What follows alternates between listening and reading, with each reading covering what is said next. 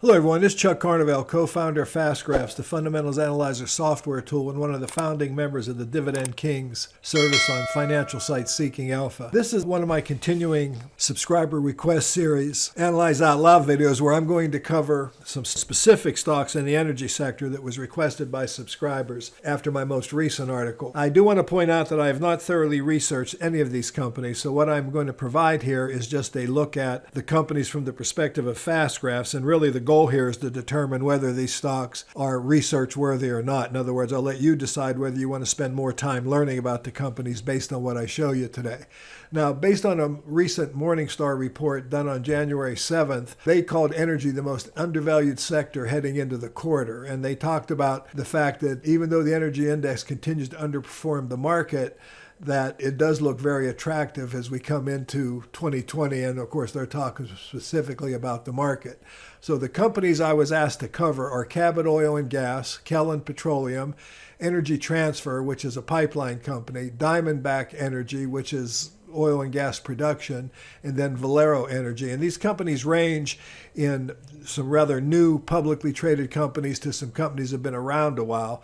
One thing about them, they all have very low multiples currently, so that's consistent with Morningstar. They appear to be undervalued or certainly attractive, and that translates into earnings yields that are above my 7.5%. Now, some of the more established companies have had very weak results for a decade. Some of these companies have had tremendous results over the last few years, or at least from inception to date as publicly traded companies. So I'm going to go ahead and look at them in alphabetical order, one company at a time, and just provide you some insights into whether or not you should spend more time looking at them. And I'm going to primarily focus on the last decade, but for some of these companies that have been around a while, I do want to show you a longer term perspective. So here's Cabot Oil and Gas. And what I want you to notice about this particular industry is that it's always been moderately cyclical, and the stock price has tracked earnings pretty well. Now, more recently, with what's been going on with the price of oil, et cetera, and then obviously the threat of, alternative energy sources like electric, et cetera, these companies have had trouble making any money. As that Morningstar report talked about, there was a slight uptick in spot energy prices, which have gotten some people excited. But if you look at these stocks, especially over the last 10 years or so, and I'm going to just go back to the beginning of 2010, and I've got 2 years of forecast here, so I'm using a 12-year graph. I want you to notice that the performance has been rather abysmal. Cabot, for example, has only generated a small amount of dividends. A $10,000 investment has only appreciated to just under $13,000. A 2.6% rate of return, and you could see it substantially underperformed the market. However, the company is also very inexpensive, although forecasts are for a down year this year and followed by an up year, and this is just, there isn't a lot of data. We don't have many analysts here, so I stop with my forecasting at this level, but this would indicate that this could be an attractive stock with a 2.8% dividend yield to start taking a position in, given that we are expecting a recovery. But I do believe that you're going to have to face some poor quarterly reports over the next year or so. The dividend has been really the shining light here. It's been very stable. They've had periods where they've froze the dividend, but on average they've raised it at a very high rate. Nevertheless, this is one you might want to take a look at for dividend yield. Certainly it's inexpensive, and it's come from being massively overvalued in 2013 to now looking like it's pretty undervalued. So next I'm going to move into my next stock here, which is Callan Petroleum. And once again, I've got a long-term company that's been around a while, but it's very troubling to look at the fast graph for me because obviously this company is all over the map in terms of cyclicality. When I look at the analyst scorecard on this company, I don't get, a real warm and fuzzy about how accurate analysts have been able to forecast this stock. So that's an issue. But I think if I'm looking at it over this last decade, it has had very poor performance over the last decade, underperforming the market, doesn't pay any dividends. So it's been an underperformer here, but the good news is the stock is now very inexpensive. It trades at a blended PE of under 4, and it's offering an earnings yield of 26%.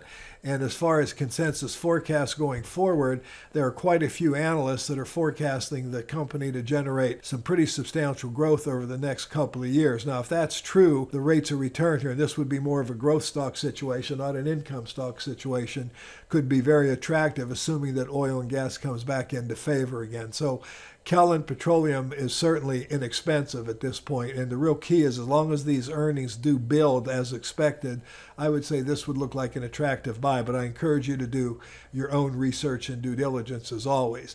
Now, Energy Transfer is a pipeline company, and consequently with this type of business, rather than look at earnings, I'm more inclined to look at it from a standpoint of operating cash flow. So let's look at it from a standpoint of cash flow supporting the dividend. And what we're going to see here is that the dividend has been very well covered over the last decade. However, as we saw with some of the other examples, it hasn't been a stellar performer on the growth perspective. The company's averaged about 5% growth since the beginning of 2010 compared to the market that's done 11, but they've buried the market in dividend income. So this particular example is all about the dividend income, and the company is extremely cheap. It trades at a blended PE of 2.38, price to cash flow, by the way, not earnings. It offers a 42% cash flow yield, which is extraordinary, but notice it's also trading at a discount even to its dividend. The company has a good historical record of growing the dividend at around 10% a year-ish. It's very well positioned in its industry. The company is financially strong. It does have a BBB- rating, which is normal for companies in this sector. So this is one that you might want to look at for dividend yield of 9.5%. If you're looking for income, this may be a stock that you might want to take a quick look at. Moving on here, our next candidate is Diamondback Energy. Now, this has a short operating history as a publicly traded company. It has, a tremendous growth rate. The tool's not even calculating the growth coming off of that first year. So I'm going to shorten the graph a little bit here and just try to, get out some years. And you'll see that it's averaged 30% growth since 2014. But if I go back to the all graph and just measure performance, the company's had a tremendous performance. It's virtually doubled the market. It's not so much of a dividend growth stock. It has, only been paying a dividend for a short while. They paid their first dividend in 2018, but this company is forecast to have some tremendous growth going forward. And once again, it's well followed. There are a lot of analysts following the company. If you look at it trading at a P ratio equal to the growth rate, you could be looking at, 60+% annualized rates of return for the next couple of years.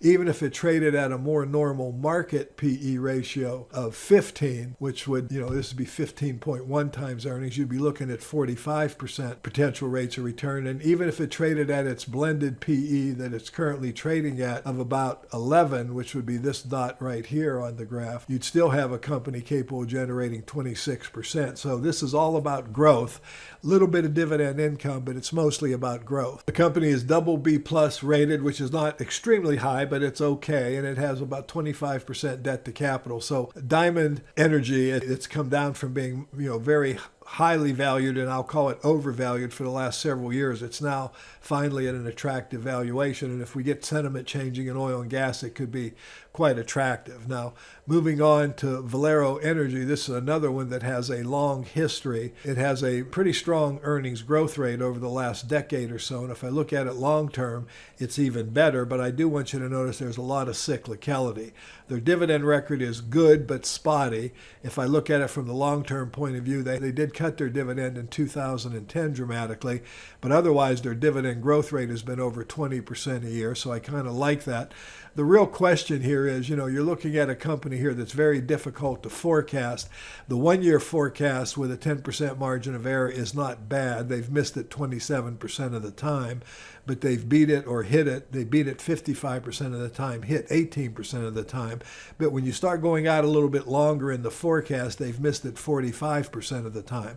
So when I'm looking at forecasting here, I might, give a little bit of credence to the first year. Going out any further than that, not quite as well. So I'm not real keen on this stock. It's decent, but it does offer a 5% dividend yield. It's a decent quality company. It might be one you want to look at. So again, this is not a sector that I'm real comfortable with. I don't have a lot of personal insights. I've not researched any of these companies, so I'm offering here as potential research candidates. If any of these catch your eye or look attractive for your own investment goals and objectives, you might want to take a deeper look.